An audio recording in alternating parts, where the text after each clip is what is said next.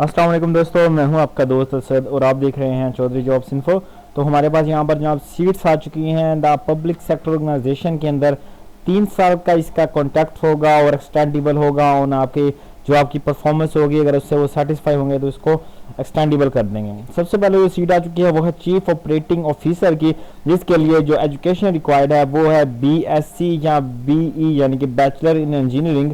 और आपके पास जो होना चाहिए वो 5 साल का एक्सपीरियंस होना चाहिए इस फील्ड के अंदर। और उसके बाद जो और 55 सीट्स हैं इसकी, और उसके बाद जो सीट्स आ चुकी हैं वो है डायरेक्टर प्रोडक्शन की।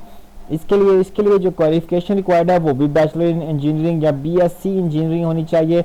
और इसके लिए जो आपका जो एक्सपीरियंस है वो 5 ईयर का होना, 20 साल का आपका जो एक्सपीरियंस होना चाहिए, जिसमें से 5 साल जो हो आपका वो हेड प्रोडक्शन इन इंजीनियरिंग के होने चाहिए। उसके बाद जो इसकी 55 सीट है, उसके बाद जो सीट आ चुकी है वो है डायरेक्टर सप्लाई चेन मैनेजमेंट की। इसके लिए भी आपके पास बैचलर इन इंजीनियरिंग या BSc इन इंजीनियरिंग होनी चाहिए या फिर MBA या MSc होनी चाहिए पोस्ट ग्रेजुएशन। और आपका 20 साल का एक्सपीरियंस होना चाहिए in the supply chain management के अंदर। ये प्रेफरेबल है, यानी कि ये रिक्वायर्ड लाजमी नहीं है आपके पास ये हो, लेकिन इसको प्रेफर किया जाएगा जिसके पास 20 साल का एक्सपीरियंस होगा। उसके बाद जो आगे सीट वो है director engineering and the project. इसके लिए भी आपकी जो एजुकेशन है वो भी बैचलर इन इंजीनियरिंग या BSc इन इंजीनियरिंग होनी चाहिए।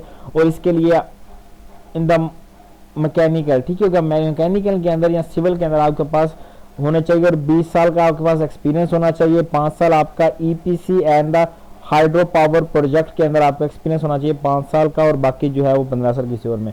उसके बाद जो सीट आ चुकी है वो है जनाब डायरेक्टर जनरल मैनेजर कोड।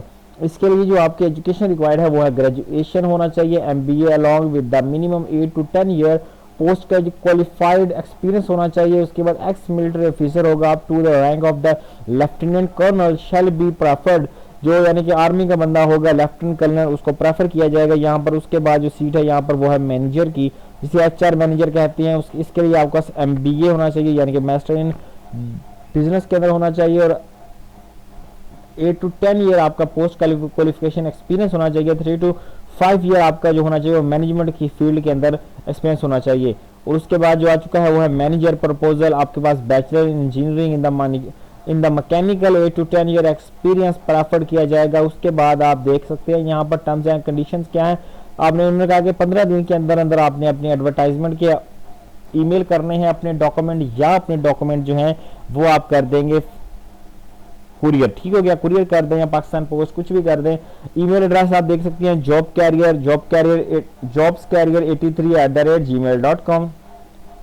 और उसके बाद मेलिंग एड्रेस है PO बॉक्स नंबर 97 GPO वाकैंट 47040, ठीक हो गया।